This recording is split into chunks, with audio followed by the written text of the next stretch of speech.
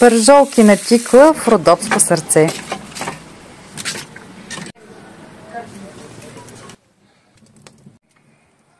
Стават невероятно сочни и вкусни.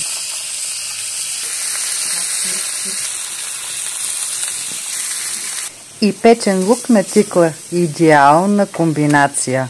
Без печени филийки няма как. Ще си хапнем с апетит.